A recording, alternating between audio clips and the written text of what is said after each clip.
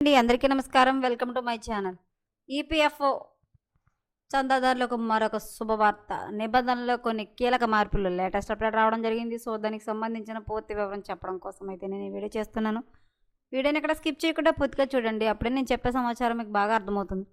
అలాగే వీడియో నచ్చితే కనుక వీడియోకి లైక్ ఇచ్చి మా ఛానల్ సపోర్ట్ చేయండి ఫ్రెండ్స్. కొత్తగా ఎవరైనా మా ఛానల్ చూస్తున్నట్లయితే కనుక తప్పకుండా సబ్స్క్రైబ్ చేసుకోండి. అప్పుడే నేను పెట్టే మరిన్ని అప్డేట్స్ అన్ని నోటిఫికేషన్కి అయితే వస్తాయి.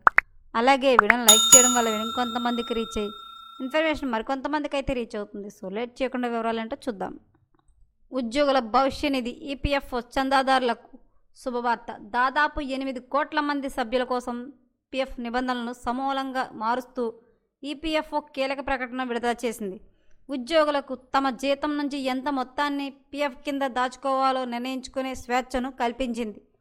ప్రస్తుతం నెలకు 15,000గా ఉన్న చట్టబద్ధమైన వేతన పరిమితి వరకు 12% వాటా చెల్లించడం తప్పనిసరి. అంటే ఇప్పటి వరకు పీఎఫ్ కింద గరిష్టంగా 1800 కట్ అవుతోంది. ఒకవేళ ఉద్యోగి జీతం 1,00,000 కన్నా మొత్తం ఖచ్చితంగా కట్టాల్సిందే.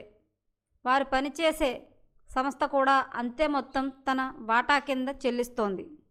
తాజాగా అమల్లోకి వచ్చిన ఉద్యోగ భవిష్య నిధి పథకం 2026 ప్రకారం పదవీ విరమణ నిధిని మరింత పెంచుకోవాలనుకునే వారు ఇంతకంటే ఎక్కువ మొత్తాన్ని పీఎఫ్లో జమ చేసుకునే అవకాశం కల్పించారు.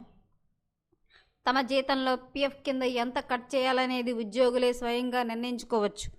ఈ అదనపు మొత్తాన్ని స్వయంగా పీఎఫ్గా పరిగణిస్తారు. దీనికి సమానంగా వారు పనిచేసే అంతే మొత్తం తప్పనిసరిగా జమ చేయాల్సిన అవసరం లేదు. అలాగే ఈ అదనపు చందాను ఉద్యోగులు ఎప్పుడైనా తగ్గించుకోవచ్చు లేదా పూర్తిగా నిలిపివేసుకునే అవకాశం కూడా ఉంది.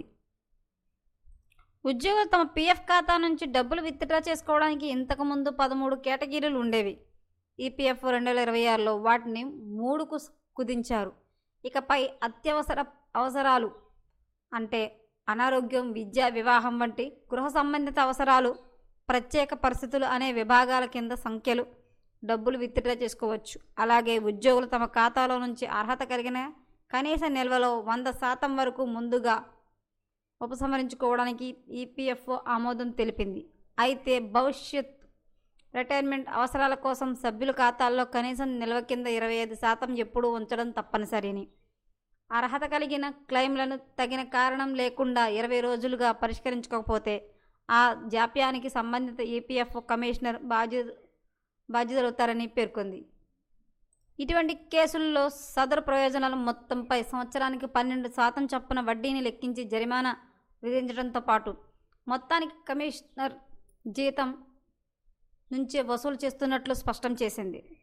ఈపీఎఫ్ చందాదారులకైతే కొన్ని నిబంధనలతో కూడిన మార్పులు అయితే చేయడం జరిగింది. సో మరిన్ని లేటెస్ట్ అప్డేట్ల కోసం మా ఛానల్ తప్పకుండా సబ్స్క్రైబ్ చేసుకోండి. Thanks for watching.